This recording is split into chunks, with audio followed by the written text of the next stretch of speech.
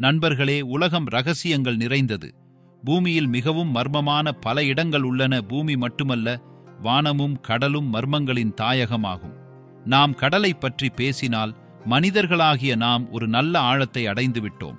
ஆனால் இன்றும் மனிதர்களாகிய நமக்கு கடலில் மனிதர்கள் கண்டுபிடித்த ஆழத்திற்கு பிறகு என்ன இருக்கிறது என்பது தெரியாது. அதாவது கடலுக்கு கீழே என்ன இருக்கிறது. பல விஞ்ஞானிகள் இதை அறிய முயன்றனர். ஆனால் மில்லியன் கணக்கான முயற்சிகள் இருந்தபோதிலும் நீரின் உயர் அழுத்தம் காரணமாக ஒரு குறிப்பிட்ட ஆழத்திற்கு பிறகு மேற்கொண்டு பயணத்தை தீர்மானிக்க முடியவில்லை. எனவே நண்பர்களே, கடலுக்கு அடியில் உண்மையில் என்ன இருக்கிறது என்று உங்களுக்கு தெரியாவிட்டால் நிச்சயமாக இன்றைய சிறப்பு வீடியோ உங்களுக்கானது. தாமதமின்றி வீடியோவில் முன்னேறுவோம். ஆனால் தொடர்வதற்கு முன் நீங்கள் இதுவரை எங்கள் சேனலுக்கு குழு சேரவில்லை என்றால் அறிந்து நீங்கள் ஆச்சரியப்படுவீர்கள். இருப்பினும் கடலின் ஆழத்திற்கு செல்வது ஒரு சவாலான பணியை போன்றது என்பதும் உண்மைதான். ஒருவேளை கடலுக்கு அடியில் 11 கிலோமீட்டர் ஆழம் கொண்ட இடம் சேலஞ்சர்ஸ் டீப் என்றும் அழைக்கப்படுகிறது. இருப்பினும் இவ்வளவு ஆழத்தில் மட்டுமே கடலில் இருக்கும் அத்தகைய உயிரினங்களின் வாழ்விடம் பெரும்பாலான மக்களுக்கு தெரியாது. ஆம் நண்பர்களே, கடல் ஒரு வித்தியாசமான உலகம் என்று உங்களுக்கு சொல்வோம். எனவே நண்பர்களே, சேலஞ்சர் ஆழத்தில் எந்த உயிரினங்கள் காணப்படுகின்றன, அந்த ஆழம் வரை என்ன இருக்கிறது என்பதை விஞ்ஞானிகள் கண்டுபிடித்துள்ளனர். பலர் கூட இந்த ஆழத்திற்கு சென்று திரும்பி வந்துள்ளனர். ஆனால் இன்றைய வீடியோவில் சேலஞ்சர் டீப்பின் ஆழம் என்ன என்பதை நாம் அறிய வேண்டியதில்லை. ஆனால் அதற்கு அப்பால், அதாவது கடலுக்கு அடியில் என்ன இருக்கிறது என்பதை நாம் தெரிந்து கொள்ள வேண்டும். எனவே கடலின் மேற்பரப்பில் இருந்து அதன் கீழ் உள்ள சேலஞ்சர் ஆழத்திற்கு பயணத்தை தொடங்குவோம்.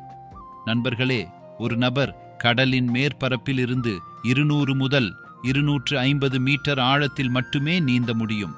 ஏனென்றால் அதன் கீழ் ஒரு நபர் சுவாசிப்பதில் சிக்கல் ஏற்படத் தொடங்குகிறது. மேலும் பயணத்தில் கூட அந்த நபர் ஓர்கா திமிங்கலம், கூட்டு பசிபிக் ஆக்டோபஸ், திமிங்கில சுறா உள்ளிட்ட பல வகையான கடல் உயிரினங்களை பார்ப்பார். நண்பர்களே, இங்கிருந்து சுமார் 1 கிலோமீட்டர் ஆழத்திற்கு ஆக்சிஜன் சிலிண்டர் இல்லாமல் எந்த ஒரு நபரும் நீந்துவது மிகவும் கடினம். ஏனென்றால் இங்கிருந்து ஆழத்துடன் நீரின் அழுத்தமும் தொடர்ந்து அதிகரிக்கத் தொடங்குகிறது. கடலுக்குள் ஒரு குறிப்பிட்ட ஆழத்திற்கு பிறகு நீரின் அழுத்தம் மிகவும் அதிகமாகிறது. அது மனிதர்களின் நுரையீரல்களை வெடிக்கிறது. இருப்பினும் மறுபுறம் பல கடல் உயிரினங்கள் ஒரே ஆழத்தில் எளிதாக நீந்துவதை காணலாம்.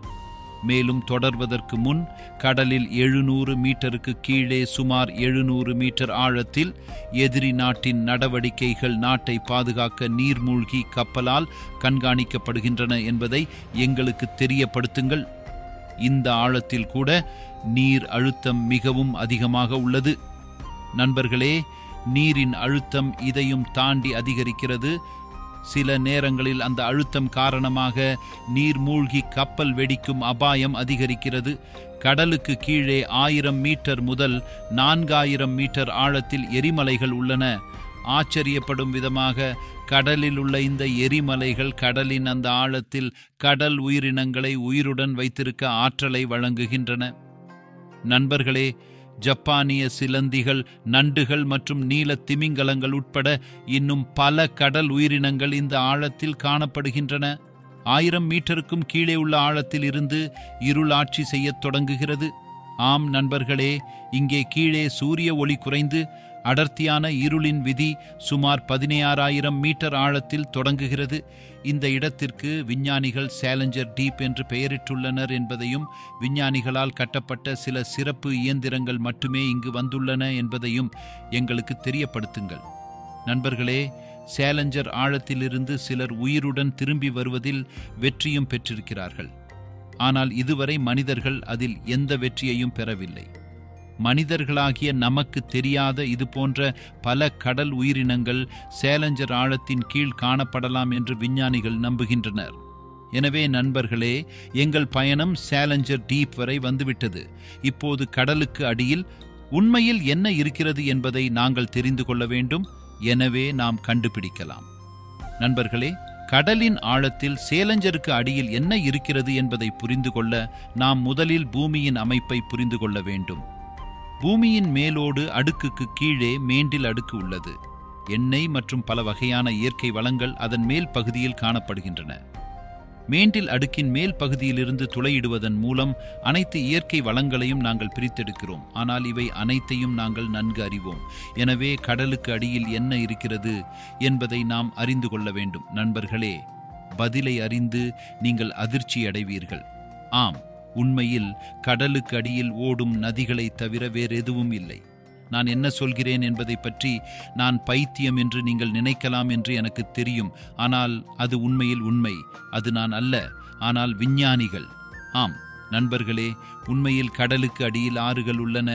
அதை விளக்கும் போது விஞ்ஞானிகள் பூமி தோன்றிய ஆரம்ப காலத்தில் பல ஆண்டுகளாக பூமியில் தொடர்ந்து மழை பெய்ததாகவும் பின்னர் பல மில்லியன் ஆண்டுகளாக பூமியின் மேற்பரப்புக்கு அடியில் மழை பெய்ததாகவும் அதன்படி பல ஆண்டுகளாக மழை பெய்ததாகவும் கூறினர்.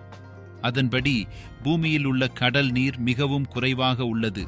பல ஆண்டுகளாக பூமியில் பெய்யும் மழை நீர் எங்கே இருக்கிறது என்பதை விஞ்ஞானிகள் அறிய விரும்பியதற்கும் நண்பர்களே, அந்த ஆர்வத்திற்கு பிறகு செய்த ஆராய்ச்சிக்கு பிறகு கடலுக்கு அடியில் நதி இருப்பதை பற்றி அறிந்து கொண்டனர். விஞ்ஞானிகள் முதலில் மெக்சிகோ கடலுக்கு அடியில் உள்ள நதியை கண்டுபிடித்தனர். விஞ்ஞானிகள் அந்த நதிக்கு சினோட் ஏஞ்சலினா என்று பெயரிட்டுள்ளனர். கடலுக்கு அடியில் 115 அடி ஆழத்தில் சினோட் ஏஞ்சலினா ஓடுகிறது. இதேபோல் கருங்கடலின் கீழ் ஒரு நதி சுமார் 100 அடி ஆழத்தில் 6 கிலோமீட்டர் வேகத்தில் பாய்கிறது. மேலும் அது 22,000 கன மீட்டர் தண்ணீருடன் பாய்கிறது. பூமியின் சுழற்சி மற்றும் வெப்பநிலை மற்றும் கடல் நீரின் அடர்த்தி காரணமாக கடலுக்கு அடியில் ஆறுகள் உருவாகின்றன என்று விஞ்ஞானிகள் கூறுகின்றனர். ஆம் நண்பர்களே, ஒரே அடர்த்தி கொண்ட கடல் நீரின் அளவு ஒன்றாக கலக்கிறது. இதன் காரணமாக கடலுக்கு அடியில் உள்ள நீரில் புதிய நீரோட்டங்கள் உருவாகின்றன. பின்னர் சிறிய நீரோட்டங்கள் ஒன்றிணைந்து ஒரு பெரிய நீரோட்டத்தை உருவாக்குகின்றன. இதையடுத்து ஆறுகள் கடலுக்கு அடியில் ஓட ஆரம்பிக்கும். நண்பர்களே, கடலின் பல்வேறு பகுதிகளில் தண்ணீர் சில இடங்களில் சூடாகவும் சில இடங்களில் குளிர்ச்சியாகவும் இருக்கிறது. உண்மையில் சூரிய ஒளி கடலுக்கு அடியில் வெவ்வேறு இடங்களில் வித்தியாசமாக விழுகிறது. அதனால்தான் இது நிகழ்கிறது. நண்பர்களே, பூமியின் சுழற்சியால் கடலுக்கு அடியில் தேங்கும் நீரில் ஒரு பரபரப்பு ஏற்படுகிறது. உண்மையில் பூமி தனது அச்சில் சுழலும் போது கடலுக்கு அடியில் உள்ள ஆறுகளில் ஒரு அதிர்வு ஏற்படுகிறது. இந்த அதிர்வு ஆற்று நீரோட்டங்களை உருவாக்குகிறது. கல்ஃப் ஸ்ட்ரீம் எனப்படும் மிகப்பெரிய நதி கடலுக்கு அடியில் பாய்கிறது என்பதை விளக்குக.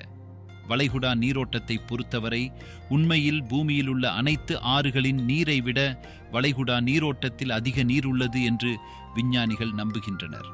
எனவே நண்பர்களே, இந்த வழியில் இன்றைய சிறப்பு வீடியோவின் மூலம் கடலில் மனிதர்களால் கண்டுபிடிக்கப்பட்ட சேலஞ்சர் ஆழத்திற்கு அடியில் உண்மையில் என்ன இருக்கிறது என்பதை நீங்கள் அறிவீர்கள். எங்களின் இந்த வீடியோ உங்களுக்கு பிடித்திருந்தது என்று நம்புகிறோம். அவ்வளவுதான் இன்றைய சிறப்பு வீடியோ. வீடியோவை போலவே முடிந்தவரை பகிரவும், சேனலுக்கு குழு சேரவும். அடுத்த புதிய சிறப்பு வீடியோவுடன் சந்திப்போம். அதுவரை நன்றி.